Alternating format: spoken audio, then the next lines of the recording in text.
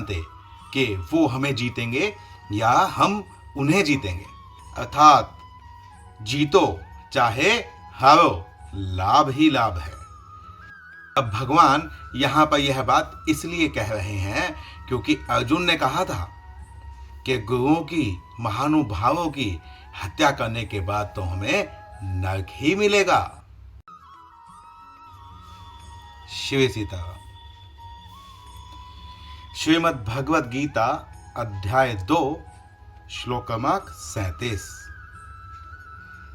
हतो वा प्राप्स्यसि स्वर्गं जित्वा वा भोक्ष्यसे महीम् तस्मादुत्तिष्ठ कौन्तेय युद्धाय कृतनिश्चयः। इस श्लोक में श्री भगवान कह रहे हैं कि हे कौन्तेय, यहां पर कौन्तेय कहने का क्या अर्थ है? कुंती पुत्र अर्जुन। यहां पर यह याद दिलाया जा रहा है अर्जुन को कि तुम कुंती पुत्र हो, वो कुंती जो एक क्षत्राणी है और धर्म को जानने वाली है। जब श्री भगवान संधि के लिए जा रहे थे तब माता कुंती ने यह संदेश भेजा था कि अर्जुन या उनके सभी पुत्रों को यह कह दिया जाए कि यह वह समय है जिस समय के लिए एक क्षत्राणी अपने पुत्रों को जन्म देती है, अर्थात युद्ध का समय अब आ गया है। इसी अध्याय में अर्जुन ने यह कहा था कि हम यह भी नहीं जानते कि वो हमें जीतेंगे या हम उन्हें जीतेंगे।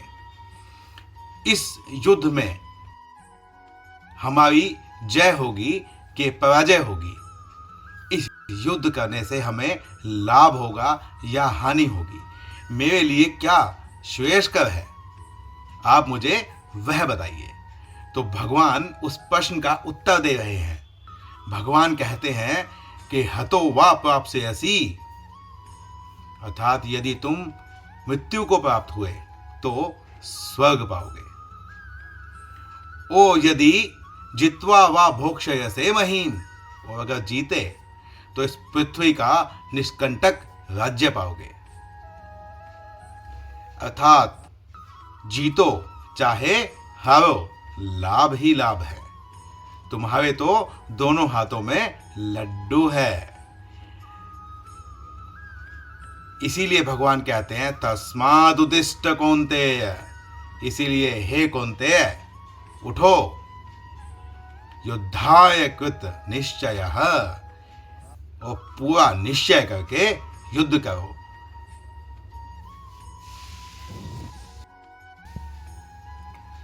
अर्जुन पहले यह कह चुके हैं कि उसे ना स्वर्ग चाहिए ना पृथ्वी का राज्य चाहिए, तो फिर भगवान यह क्यों कह रहे हैं कि जीतोगे तो तुम्हें पृथ्वी का राज्य मिलेगा और अगर हार गए, शत्रु के द्वारा मृत्यु का प्राप्त हुए तो तुम्हें स्वर्ग मिलेगा।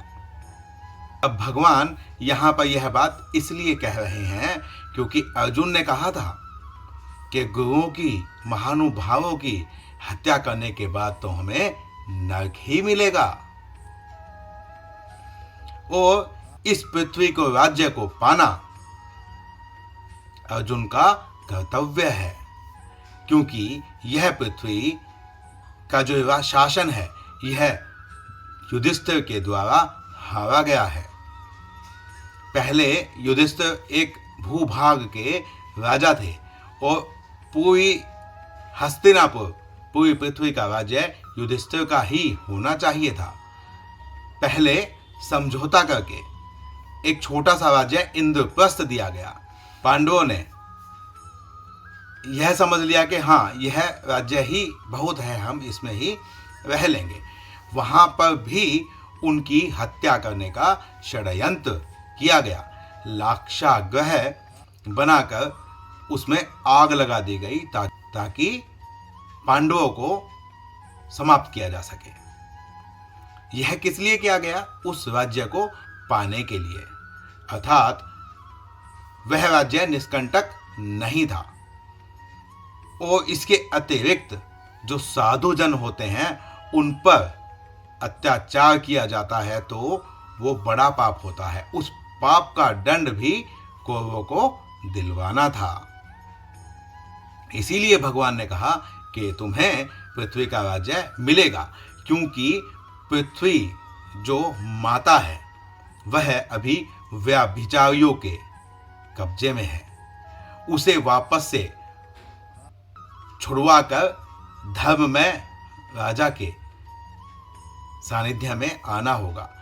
महीपति वही होता है, असली महीपति वही होता है जो धर्म में शासन करे। महीपति कहते हैं पृथ्वी पर शासन करने वाले को।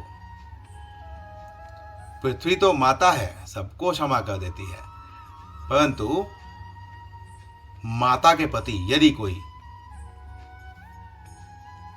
पाप करे तो उसका दंड देने का अधिकार भी उसके पुत्र को या पति को होता है। इसीलिए यहां पर युद्ध करना अनिवार्य है कि भगवान यहां पर क्यों कह रहे हैं कि हे कुंती पुत्र उठो और युद्ध करो। क्योंकि श्रुति भी यह कहती है, श्रुति में भी यह साक्ष्य है कि दो ही व्यक्ति सौर मंडल को पार कर सकते हैं, मोक्ष को प्राप्त कर सकते हैं। एक वो जो योगी हो और दूसरा वो जो युद्ध में कर्तव्य परायण युद्ध में वीर गति को प्राप्त हो। तो इसीलिए इस युद्ध को करने में ही तुम्हारा लाभ है। इस युद्ध से पीछे हटने में तुम्हारा लाभ नहीं है, क्योंकि जिए तो निंदा की अग्नि में जलोगे, जिए तो निंदा की अग्नि में जलोगे और मरे तो नरक की अग्नि में। इसीलिए भगवान बार बार कह रहे हैं कि हे कुंती पुत्र अर्जुन, खड़े हो और अपने कर्तव्य को पूरा करो। श्री सीताराम। मिलते हैं अगले श्लोक में, अगले वीडियो में। श्री सीताराम।